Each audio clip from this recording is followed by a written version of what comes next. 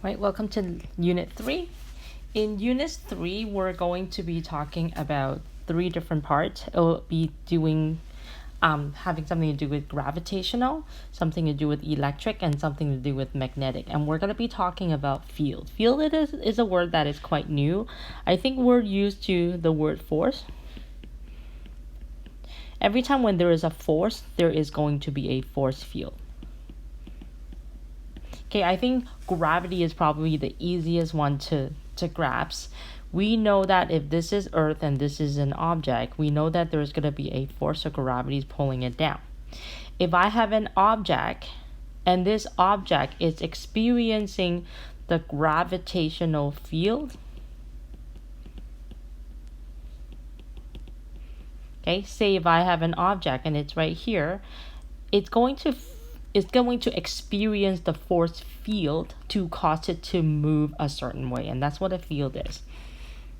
And so basically, scientists have been using gravitational attractions to study the universe, especially predicting planetary motion like Neptune's and how it affects Uranus and other planets. They actually also use the force field to predict what the motion should be, and that's how they found Pluto. Okay, they're indirectly saying, okay, outside of Neptune, there must be something else out there because Neptune is moving a certain way that we can't account for the real force. There must be another large object that is on the other side causing it to move, and that's how they use the force field to study. Okay, and Isaac Newton is probably one of the most famous person to be talking about force field, and I'm going to tie this together and talk a bit about that. Okay, if I talk about force of gravity, I think if I ask you what is the equation to calculate force of gravity, you would be using m times g, where g is equals to 9.8 meters per second square. But I don't know if you remember the parameter that we gave you. It's like with an assumption that you're very close to Earth's surface. Okay, the reason for that is we're now telling you, you know what? Fg, force of gravity, actually has another equation which you might not have heard of it in grade 11. Okay, is g m1 m2 over r squared. And this is called the Newton's law of gravitation. And basically how it goes is there's telling you that whenever I have two objects, okay, object 1 and object 2. Okay, if I know the mass of each in kilogram, and if I know the distance, the key thing is the distance is measured from the center of the object. So center of object. And what you would realize is that if I plug it into this equation, I can actually calculate Fg. So how did it go from this big humongous equation to this smaller one that is m times g? Okay, if I think of an object, okay, if this is Earth, whenever I'm talking about Fg, it's basically talking about Earth with another object. If I call this M1 and if I call this M2, the two object, right?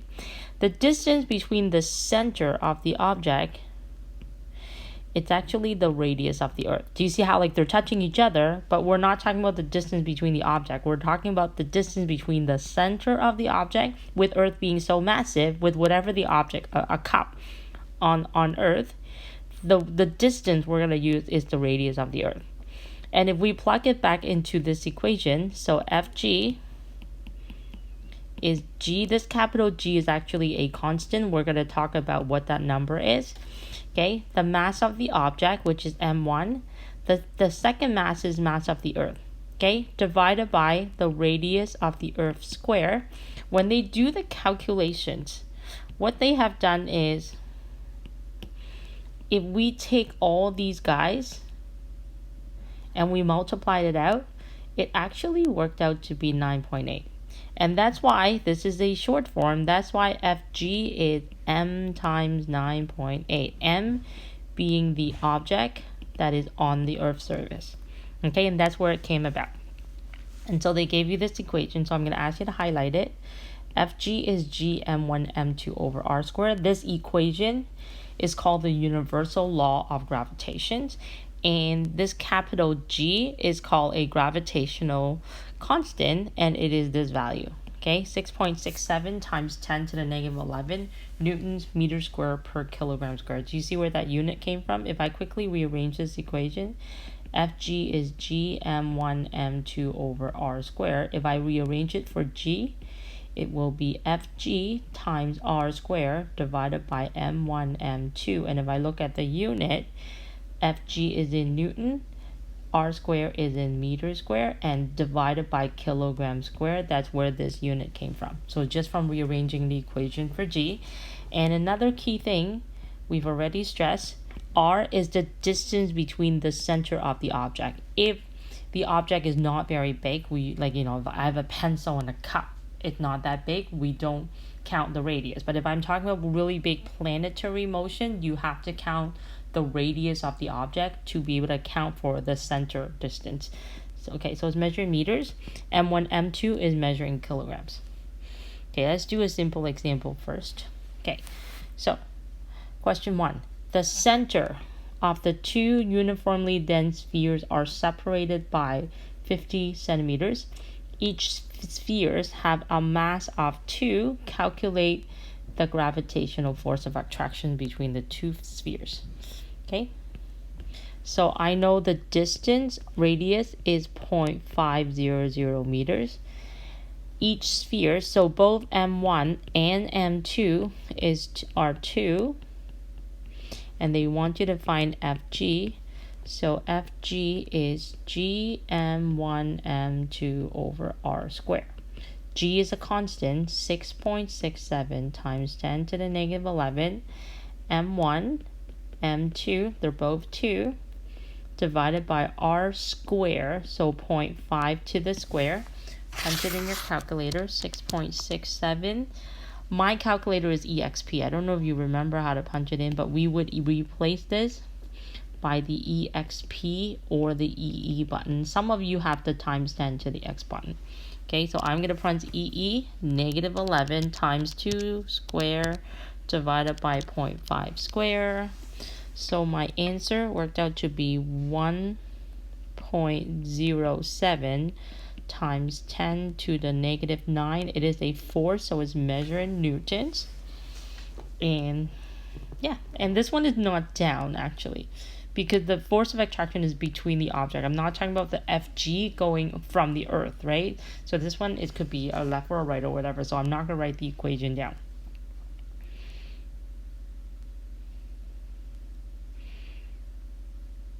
Okay, so the next question. Bigger numbers, planetary. Asteroid A has a mass of 1 times 10 to the 20 kilogram. Asteroid B has a mass of twice the mass, and it is 50 million okay, highlight this one, 50 million kilometers, so it's 5 times 10 to the 10 meters from asteroid A. Asteroid C has a mass of 4 times 10 to the 20, and it is 2.5 times 10 to the from A. Determine the net force on asteroid A from asteroid B and C. Okay, so asteroid A is right here. Okay, if I have asteroid A right here, what is the force that asteroid A is going to feel between A and B?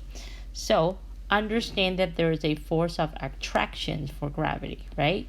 So if A is being attracted to B and A is also attracted to C, I wanted to find the net force on A. So what is A feeling the whole time?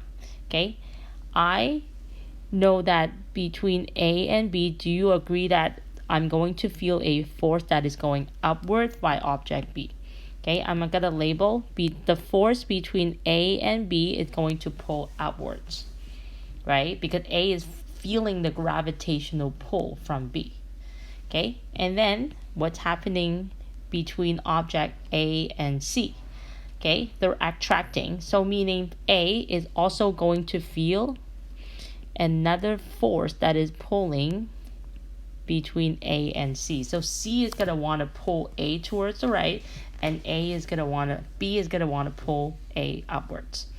Okay, so separately calculate what each of them are, and I would like to find the net force.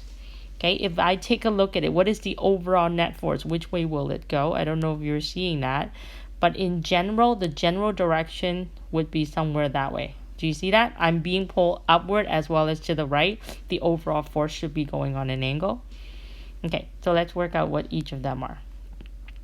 Okay, so FAB. I'm going to do FAB first. Force of gravity between object A and B. GMA MB divided by the radius between A and B square. So I'm just using the same equation. I just put a little subscript so that I use the right number. G 6.67 times 10 to the negative 11. That's a constant. It doesn't change. It's always that number. Okay. A, mass of A is 1 times 10 to the 20. Mass of B is 2 times 10 to the 20 divided by the distance between A and B, which is 5 times 10 to the 10 square. Don't forget the square. That's a common mistake. So 6.67 E negative 11 times 1 E20 times 2 E20 divided by 5 E10 to the square. Okay, so 5.336 times 10 to the 6, 7, 8. So I got this.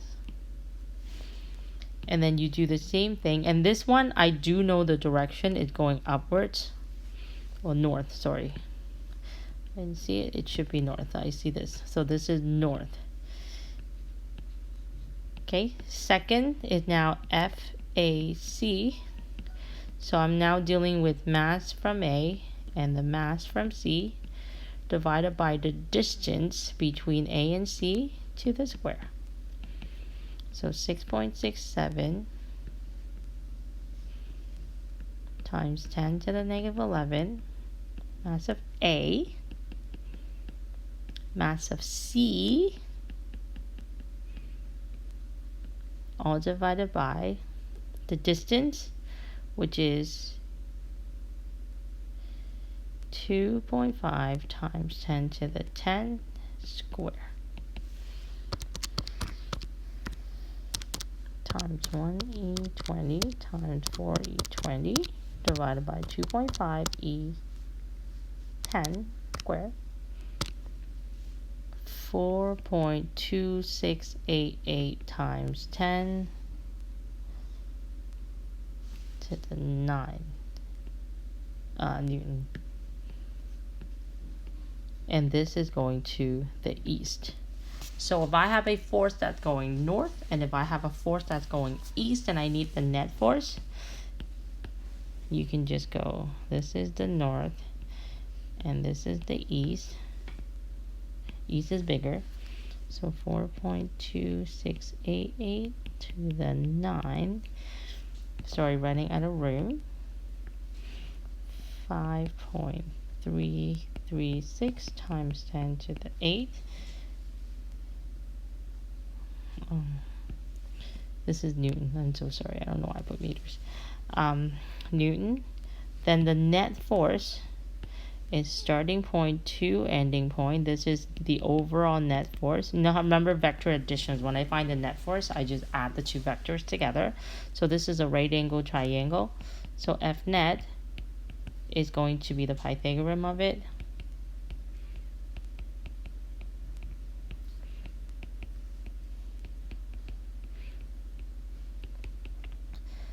So I'm going to do the Pythagorean theorem and work out my F nets.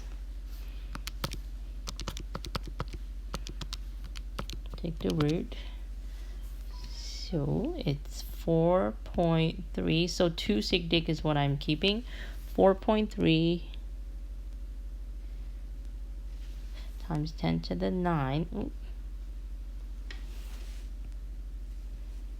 newtons, and then I need the angle. So this angle I'm going to be looking for is the one that is at the bottom.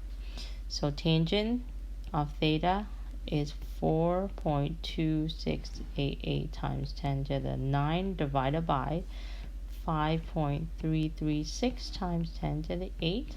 find the angle theta.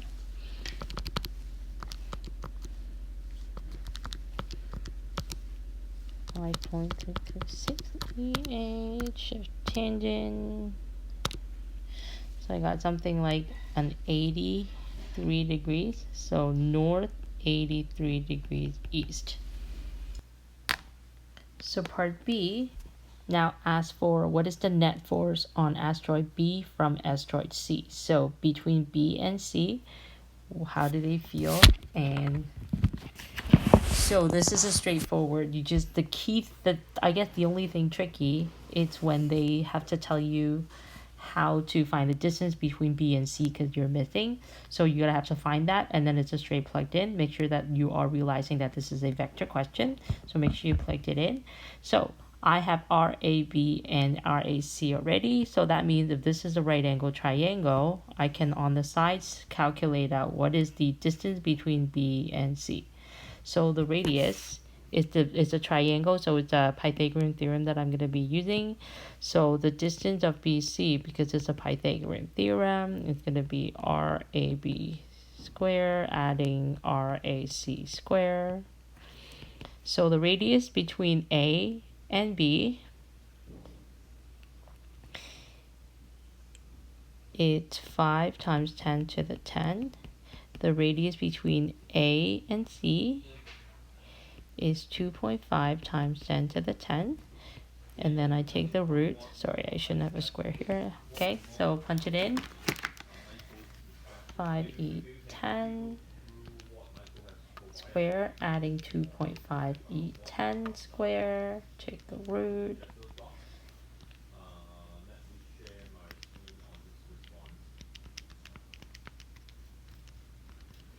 So I got the radius of BC to be 5.59 times 10 to the 10 meters. Okay, and then now that I have the distance between B and C to find what is the force of gravity between B and C, I'm going to use G, mass of B, mass of C, divided by the radius between B and C to the square. Common mistake is still people forgetting to multiply it by the square. So use the right mass is the other thing I'm urging you to be careful. 4 times 10 to the 20, all divided by the radius.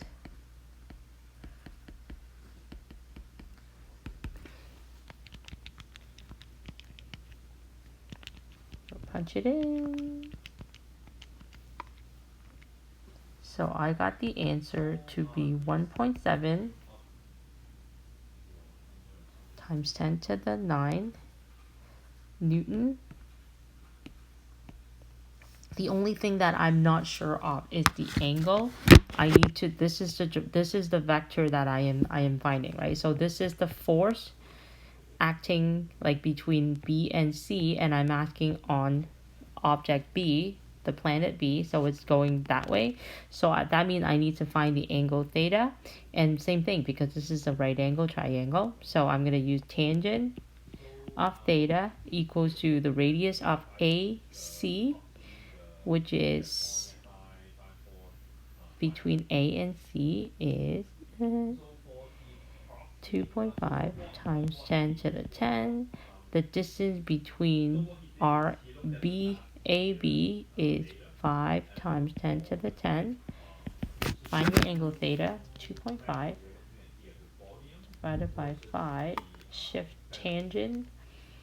Got an answer to 27. So because this is a northeast southwest, so the angle for the force of acting on B from C would be south 20 degrees to the east. Okay, I made a mistake the first time I made this video, so I've actually included an extra hard question. If you call it part C, it's an extension. If you want to watch it, you can watch it, but basically it's finding the net force acting on B from asteroid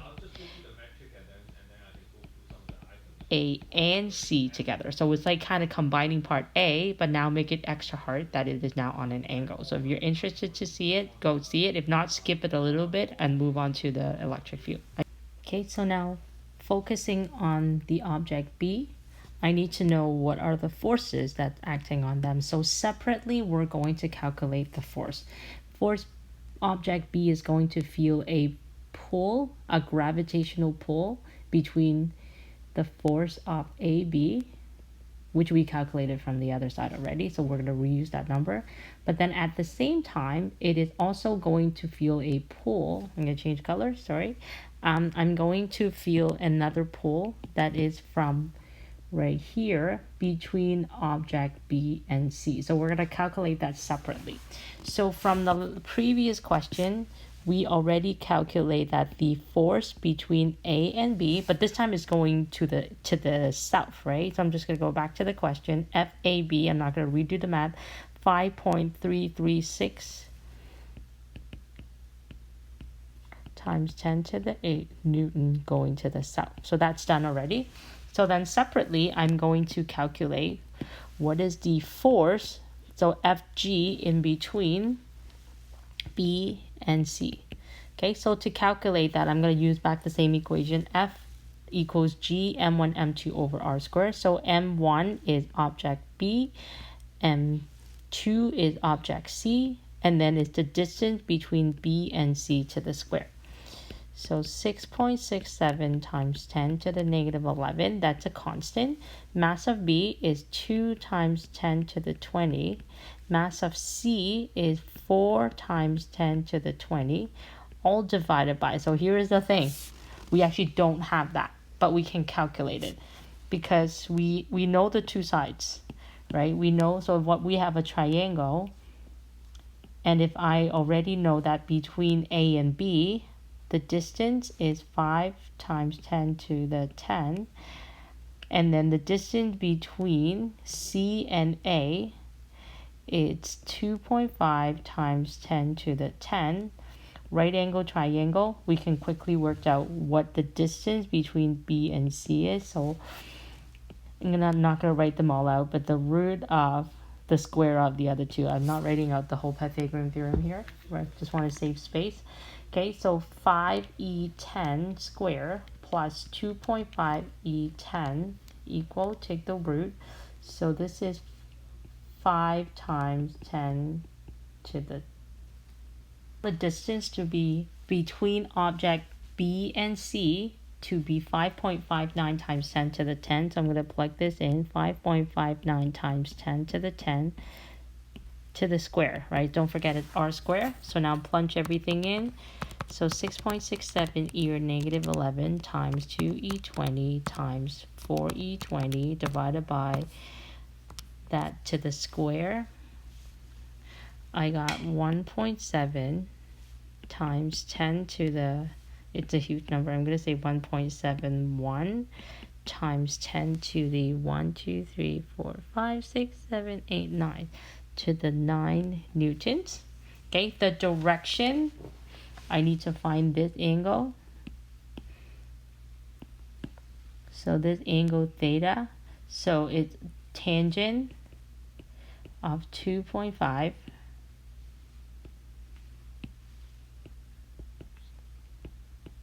over 5. You can put times 10 to the 10, but they would cancel.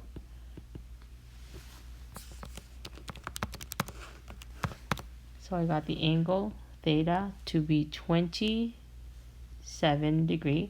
So this would be south 27 degrees east. Okay, so now I got two vectors, one that's going south, the other one that's going south 27 east. So I'm going to have to quote unquote vector addition and add them together. So starting point here, I got something that's going south. These numbers are really big, so you got to be careful. I'm running out of room. 10 to the 8th Newton. And then from there, the other vector, then it keeps going south 27 east. So this is 27 degrees. And this is 1.71 times 10 to the 9 Newton. So the overall resultant is starting to ending point, and that's what I need.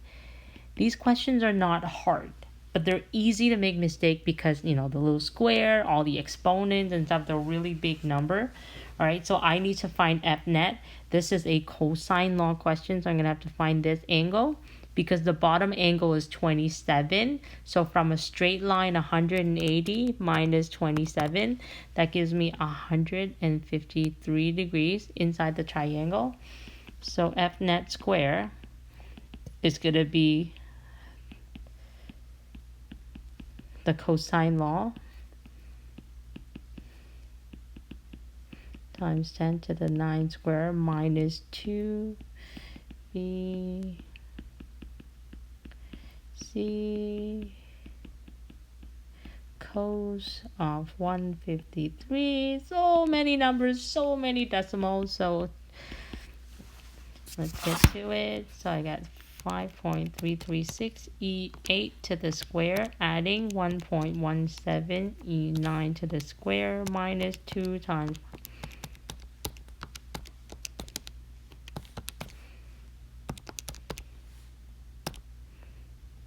and take the root. Oh, you double check my answers. I don't want to redo this, but I got 1.6 times 10 to the 5, 6, 7, 8, 9 newtons. And continuing on the lesson, the gravitational force Fg is always attractive, and that's why when we did the example just now, if I'm looking at object A, the force is always pointing toward B because that's the attraction force is going to pull them together. And the two gravitational force are action and reaction force, so it especially easily explaining using the planetary motions, right? You know how like we got a satellite that's orbiting around, say, Earth, right? One thing you need to understand, okay, let's not say satellite, like a moon, right? I know that the moon is pulling on the Earth and the Earth is pulling on the moon at the same time. It's always a third law question, and that's why you would have tide, right? Tide is the effect of the moon on the Earth. The Earth is keeping the moon in an orbit. That's the action force. The reaction force, moon is totally pulling the exact same force towards itself, right? So another thing you need to understand is that this law follows this thing called the inverse square law. Okay, going back to the equation, Fg is gm1m2 over r squared. If I double the distance, what I have done is I've actually make it 1 over 2 square weaker, meaning it's going to be the quarter of the original size. So that's why it's inverse. Increasing radius, make force smaller because I'm dividing it by a bigger number, and then it's the square of it. Okay, moving on to g. Okay, lowercase g, we already talked about near the Earth's surface is 9.8, and how do you calculate g is you would use the equation and just solve for what g is.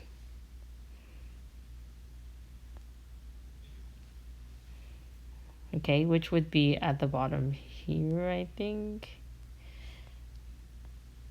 Okay, so how do you calculate G? So G is actually called the gravitational field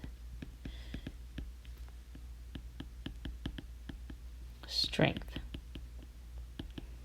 Okay, and so to calculate G, I know that F equals gm1 m2 over r squared.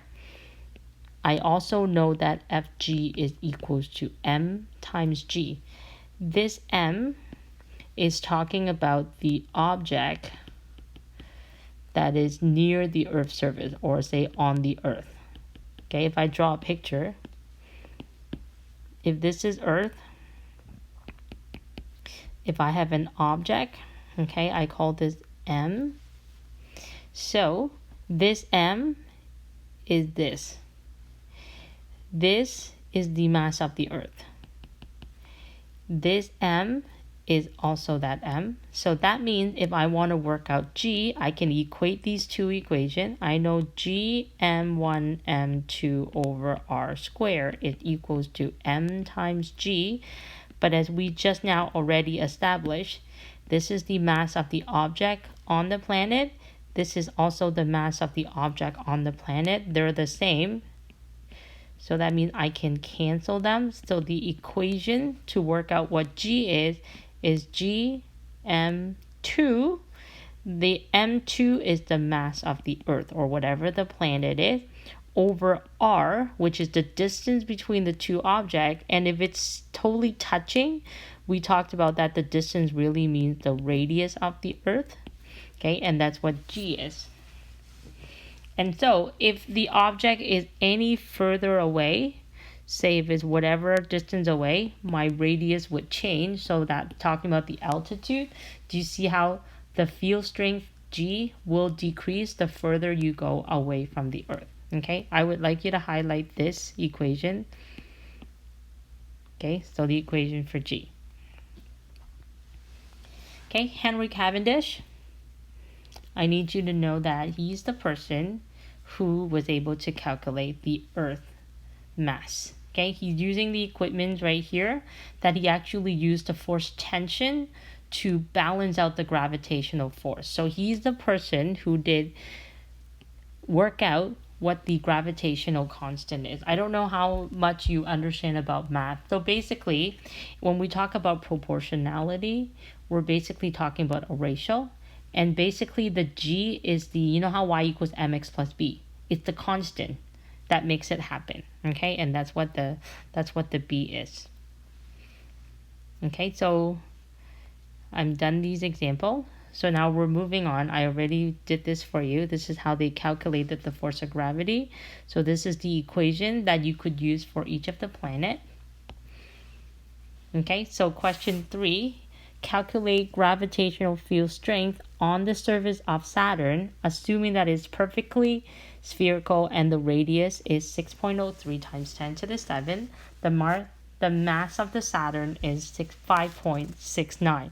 So the only thing tricky that you need to know is, do you recognize what this word is? Gravitational field strength, meaning they would like you to find lowercase g.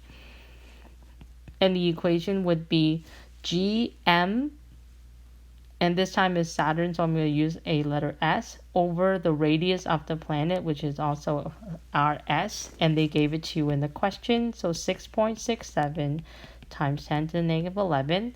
Mass of the Saturn is 9.69